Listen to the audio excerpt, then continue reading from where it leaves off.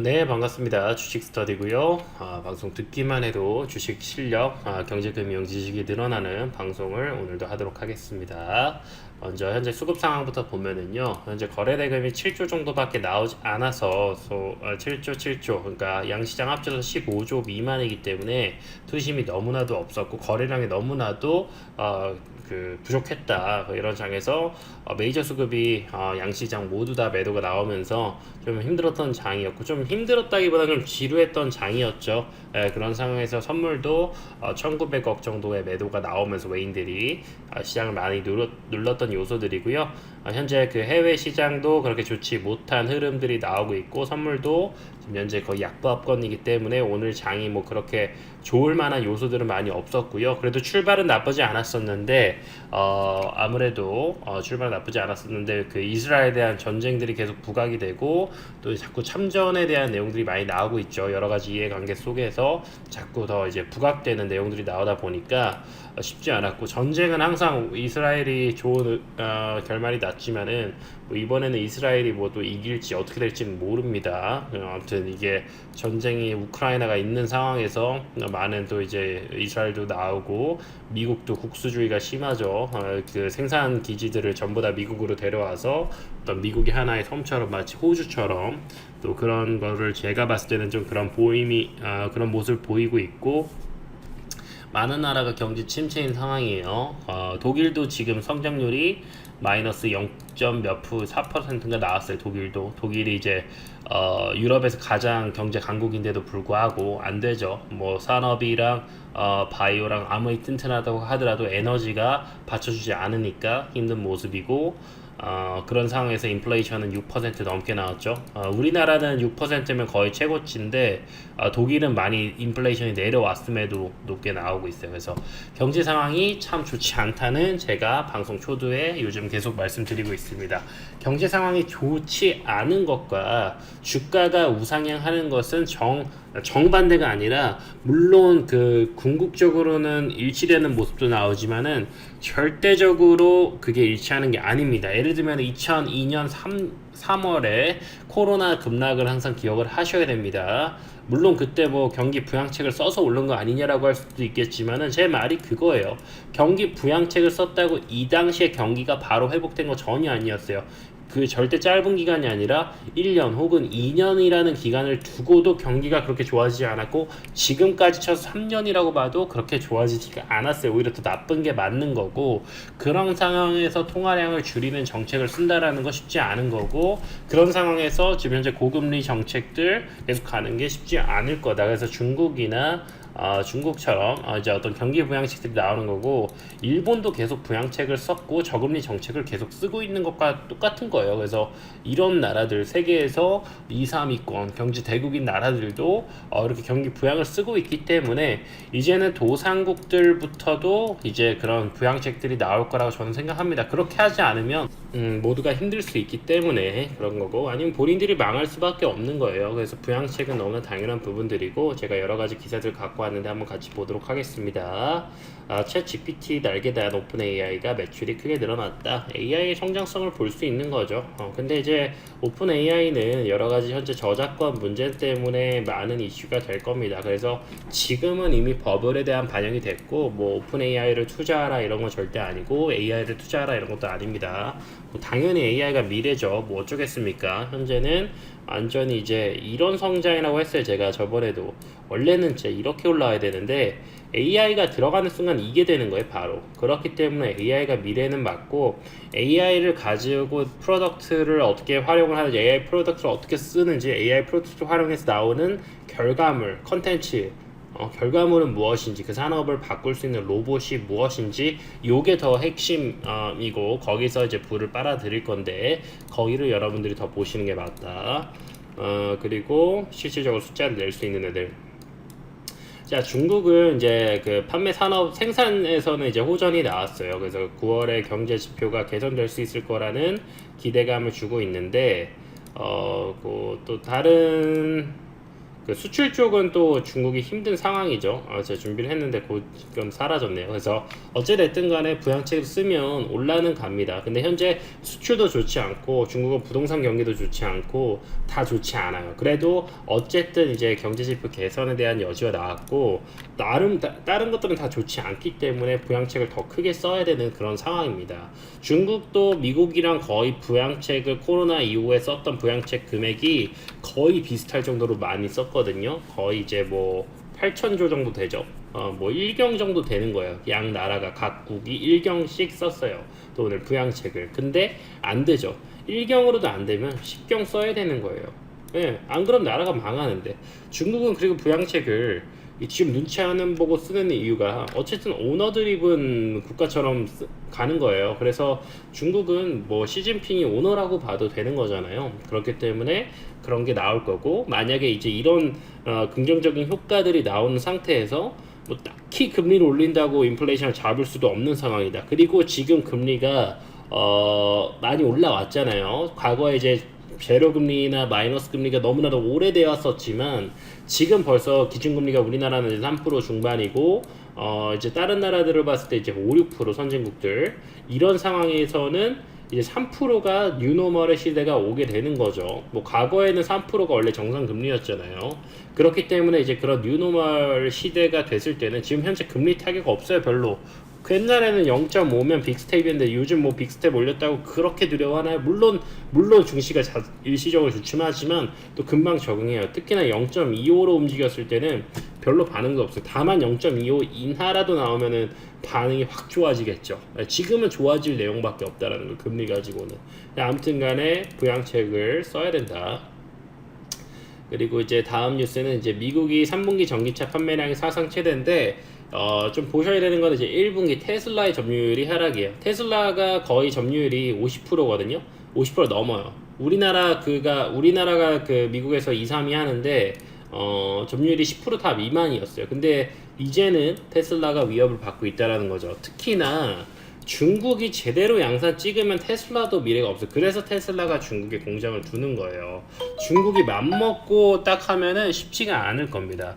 그래서 전기차는 양산의 시대가 오는 거고 마찬가지예요. AI처럼 이건 하나의 플랫폼이고 이걸로 이제 테슬라가 구독으로 돈을 벌 건데 여기서 나오는 부가가치 플러스 알파를 누가 더 많이 먹냐 봐야 되는 거고, 테슬라 제외하고 모든 전기차 기업은 다 적자라고 봐도 돼요. 전기차만 봤을 때.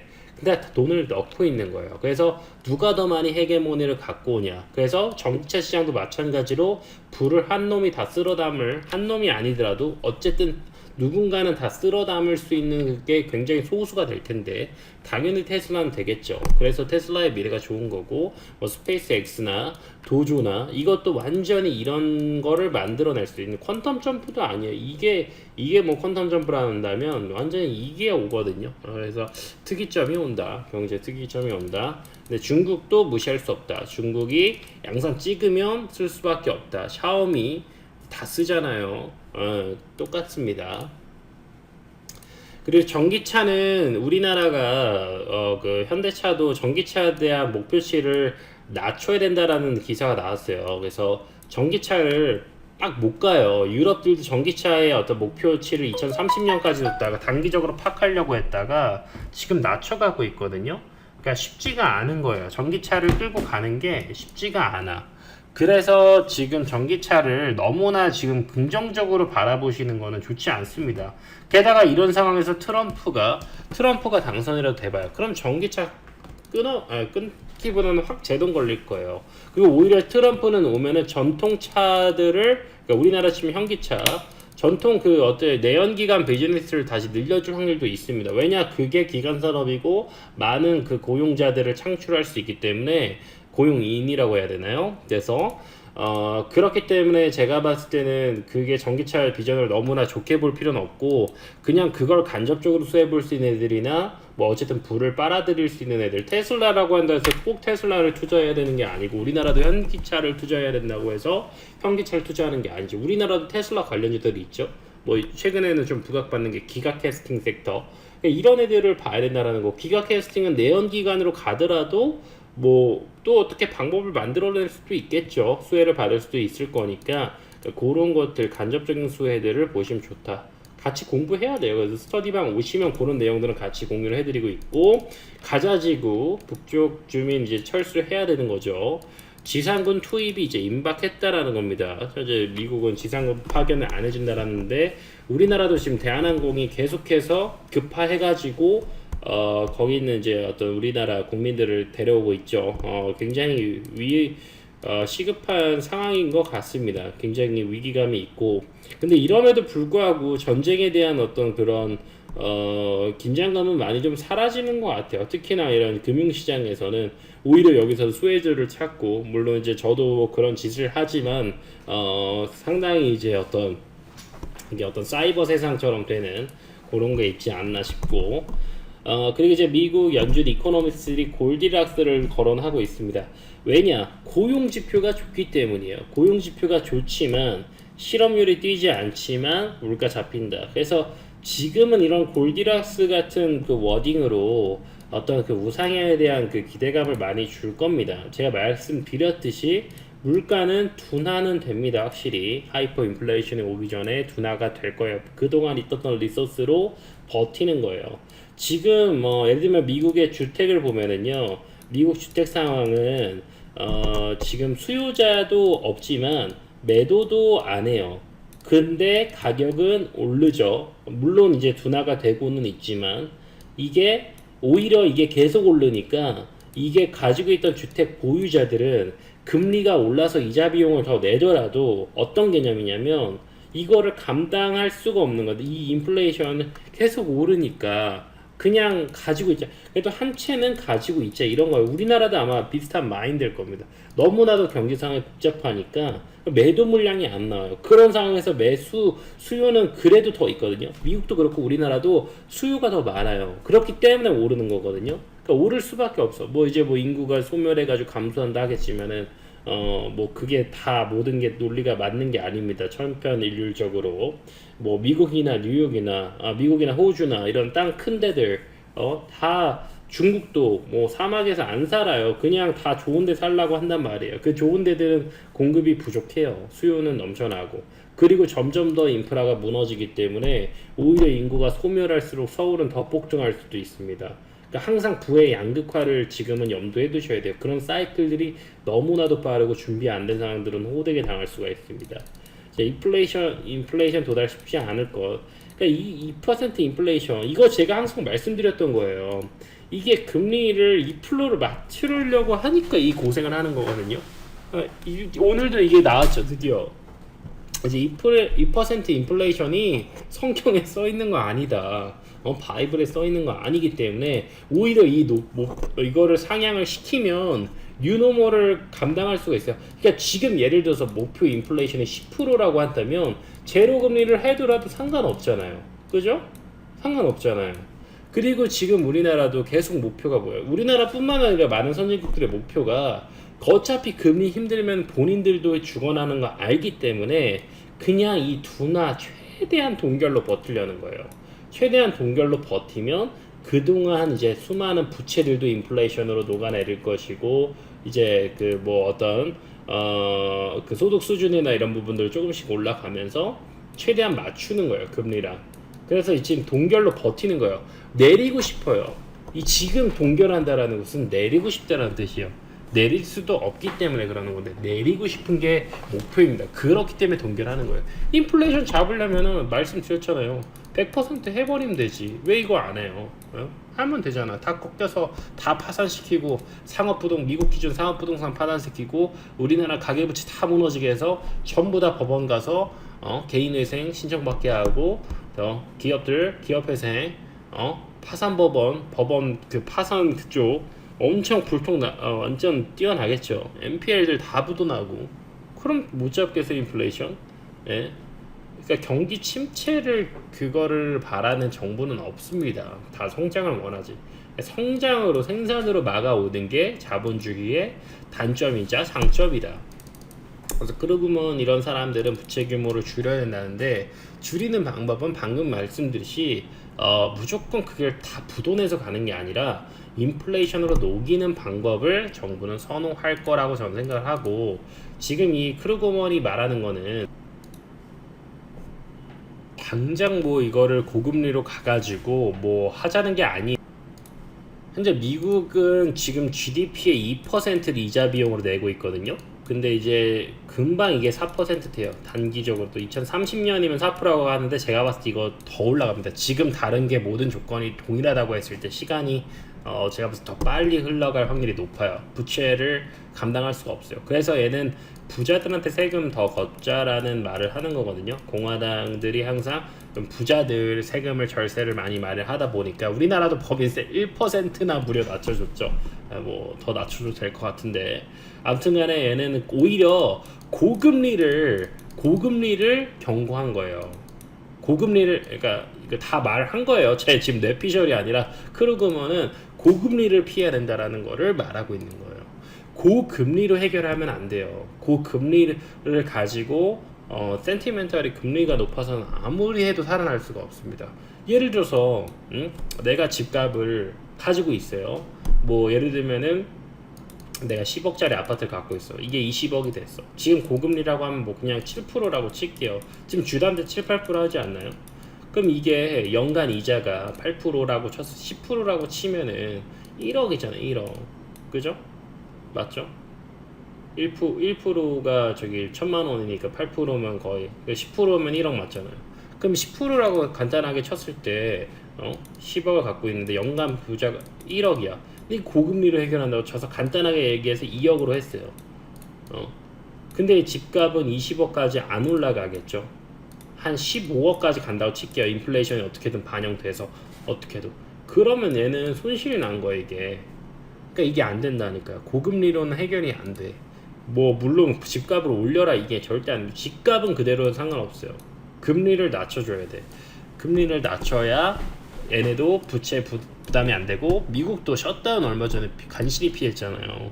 셧다운 계속 간신히 피할 거예요. 훨씬 더 그 빛이 눈덩이처럼 불어날 겁니다. 그래서 미국도 그런 부분들을 좀 잘 해결해 줄 필요가 있어요. 그래서 얘는 크루그먼은 고금리를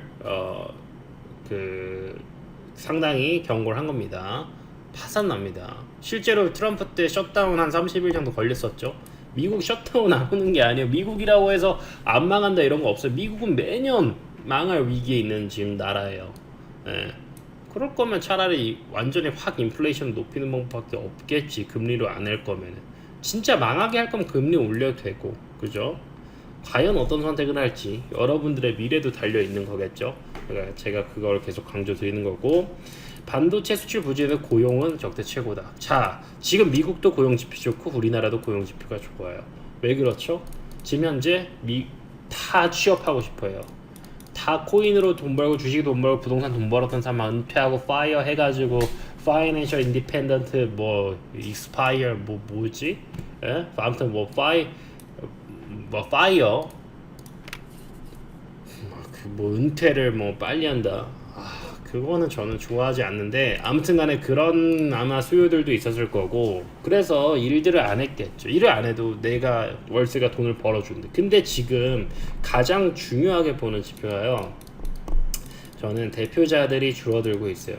실제로 파산 폐업이 늘어나고 있고 대표자들 수치가 줄어들고 있어요.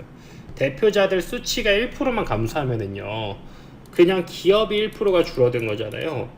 그럼 거기에 있는 수많은 그 직원들이 사라지는 거예요. 우리의 일자리가 없는 거예요.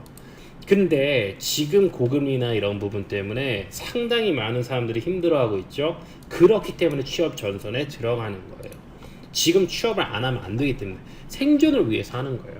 지금 그래서 미국도 고용 지표가 좋고 한국도 좋은 거예요. 지금은 뭐다? 수요가 더 크다.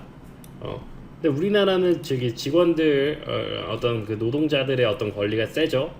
근데도 어쨌든 수요가 커요. 그렇다고 해서 기업이 갑질하라는 뜻은 아닙니다만 현재는 이런 상황입니다. 이게 경기 침체예요. 미국도 그렇고 우리나라 고용지표 좋은 게 골디락스가 아니라 경기 침체. 너무나도 힘든 상황이기 때문에 일자리를 어떻게든 들어가려고 하고 있다. 서비스업 고용 상승세가 유지가 되고 있다라고 합니다. 그리고 이제 문체부에서도 제가 어제 엔터주에 대한 경고를 많이 했었는데 제작 자금 조달 어려움을 해소하기 위해서 예산안 넣죠. 자, 자본주의가 해결하는 방법이에요. 어떻게 해결해야 될까요? 돈을 안 쓰면. 문체부가 막 진짜 뭐 라이팅을 해줘야죠. IP 제공해주고 그런 것들도 쉽지가 않아요. 돈 쏴주는 게 최고죠. 그래서 이게 자본주의 방법이에요. 맨날 예산을 끌어당기려고 하는 거고. 이게 모태펀드라는 거거든요. 모태펀드는 본인들이 그냥 2,900억을 바로 쏘는 게 아니라 다른 투자자들이랑 가서 거의 1대1 비율이나 아니면 본인이 1이면 다른 건 10을 끌어와 가지고 엄청난 부를 창출해요. 마치 대표자 하나가 많은 직원을 거느리는 것처럼 모태펀드가 2,900억 들어가면 파급 효과는 엄청나게 크게 됩니다. 그래서 이 예산이 절대 적은 게 아니에요. 특히나 한 부서에서 이 정도를 받아간다라는 것만으로도 상당히 지원이 간다. 이런 것들이 정부가 해줄 수 있는 방향이고 정부는 이런 방향을 선택하게 된다. 어려울수록. 그럼 다른 데는 어떻게 될까요? 한번 고민해 보시면 될 것 같고 0% 저성장 피하려면 방금 말했던 노동개혁 필수. 노동자의 권위가 너무 크고 고용주들은 해고의 자유나 그거를 퇴사를 꾸릴 자유가 없어요. 노동개혁을 해야 되지만 사실 저성장 피하려면 금리개혁, 금융개혁이 필요해요. 통화개혁이 필요합니다. 예? 그런 부분이 사실상 0% 이걸 피하는 게 이게 뭐죠? 이게 목적이잖아요. 이걸 해야 되는 게 아니잖아요. 이거는 그냥 수단이잖아요. 수단. 꼭 이걸 해야 되는 게 아니잖아요. 이거 말고도 다른 하우투를 써도 되잖아요. 다른 방법을 써도 돼. 다른 바이를 써도 되잖아요. 그죠? 이것만 달성하면 되는 거 아니에요? 자본주의의 또 어떤 단점이기도 하죠. 목적지향주의, 결과지향주의. 이거를 피해야 되는 거잖아요. 어찌됐든 간에. 그러면은 부양책 써야죠. 그러니까 이게 다 스티뮬러스를 넣어야 된다라는 어떤 하는 총재의 의견이 있는 거예요. 그래서 또 이 하는 총재 이창용 씨의 말을 또 들어야 되는 게 금리 인상 종료 가까 환율 걱정 덜게 될 것. 금리 인상을 계속 하기 때문에 우리나라 그래도 환율 차트 계속 보여드렸지만은 1,300원대 계속 유지하고 있잖아요. 거의 초반대까지. 그렇기 때문에 금리 인상이 종료가 되면은 이 환율은 더 안정화가 되겠죠. 제가 잘 말했던 1,200원까지 오겠죠. 그래서 이제 이런 이창용 총재 말하는 게 1,200원까지 내려온다라는 거고 금리 인상 종료 가까. 이거 하는 총재가요. 굉장히 뛰어난 집단이에요. 뭐 최고죠. 이거를 쉽게 말할 수가 없습니다. 당장 또 미국이랑 또 소통을 할 텐데요. 그죠? 이런 말을 쉽게 해서는 안 됩니다. 미국의 심리를 어렵게 해서는 안 되는 거예요. 근데 아무튼 지금 종료가 되면은 우리나라는 현재 거의 동결 계속 가지만 낮은 상태에서 동결이 가고 있는데 환율 미국이 낮추면 당연히 환율이 우리나라 원 인덱스가 올라가는 효과가 저절로 나게 되는 거고 만약에 종료돼서 인하 카드가 나오면 우리나라도 룸이 좀 생기겠죠. 그동안 여기서도 버텼는데 그러면 또 한 번의 기회가 주어진다라는 겁니다. 그게 금리 인하가 이어질 거라 저는 생각을 하고 있고요. 이건 뭐 주식은 아니지만 청약시장 양극화 서울, 인천, 검단 수도권으로 몰리고 있다라는 거고 롯데캐슬 넥스트힐 여기 검단도 그 신도시인데 지금 현재 물량이 없어요. 여기도 이제 공급이 꽤 들어갔음에도 불구하고 물량이 없는 상황이라서 여기도 이제 청약으로 이런 교육이 나올 수가 없잖아요. 여기가 그래도 쌉니다. 이기 신도시 치고 싸요. 그렇기 때문에 이게 되는 거고 서울 뭐 계속 몰린다. 뭐 미분양도 있다고 하지만 이런 양극화가 심해질 거고요. 결국에는 인프라를 선호하는 그런 현상들 때문에 결국에는 이런 데들이 올라가면은 여러분들 자본주의가 더 힘들어진다는 겁니다. 나 그냥 시골 살래 사시면 돼요. 그런 방법을 선택하시는 분들도 분명히 있을 겁니다. 하지만 만약에 내가 서울 살 수도 있고 시골 살 수도 있어. 별로 내 직장이나 이런 것도 별로 문제가 안 돼.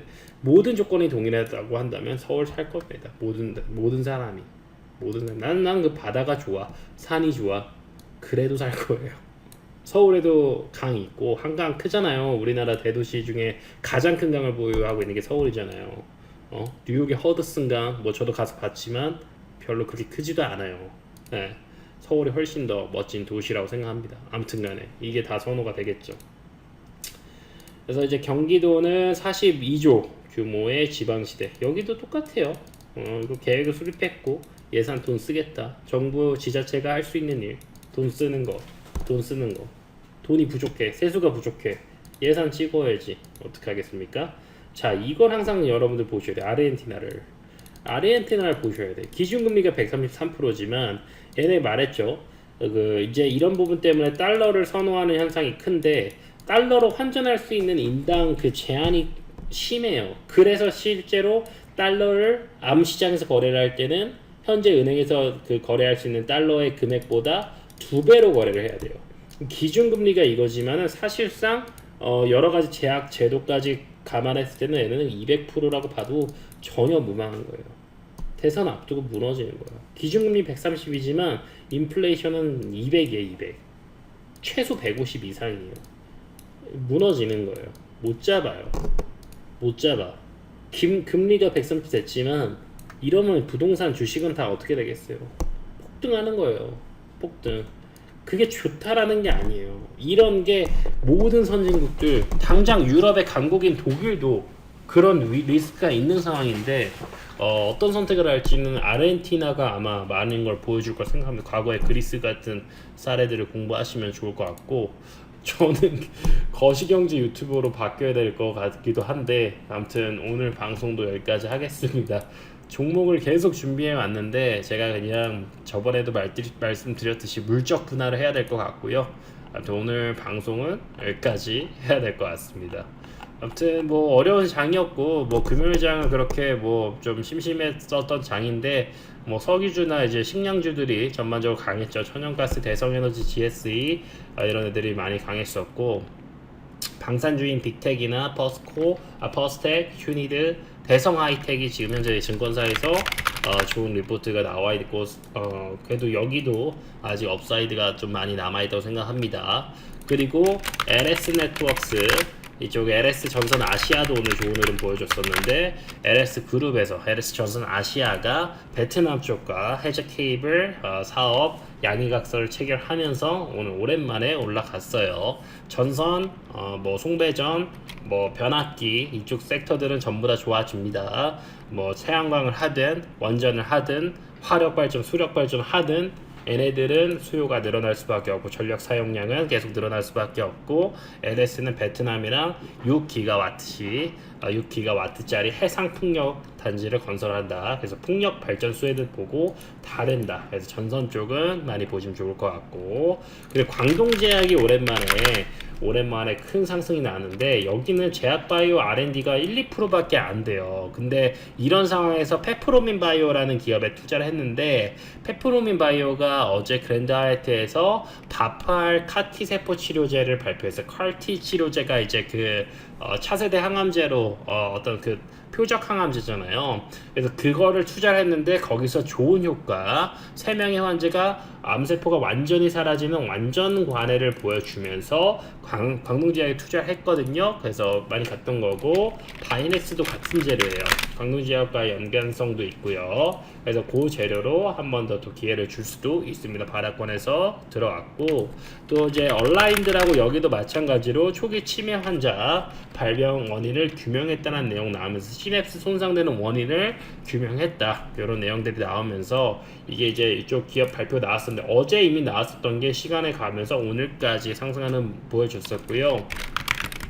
인벤티지랩은 이제 오늘 13% 바닥권의 상승 나오고 있죠. 당뇨 비만 치료제의 우리나라 대장주라고 할 수 있어요. 그래서 인벤티지랩이 얘네가 가지고 있는 당뇨 비만 치료제를 세계 비만 체중 관리 학회가 이제 곧 열리게 되는데, 16일, 18일 일정이기 때문에 항상 일정 전까지 15일까지 보시면 될 것 같은데, 이게 오늘이 마지막이죠. 15일은 일요일이니까. 그래서 월요일에는 좀 매도를 하시는 전략을 취하시는 게 좋지 않을까 싶고요. 뭐 아무튼 간에 종목을 많이 준비해서 몇 개는 언급드렸는데 오늘 여기까지 하고, 어차피 장 많이 오른 종목도 없는데 아무튼 여기까지 하겠습니다. 그리고 이거는 말씀드릴게요. 반도체 HBM 쪽은 계속 보신다.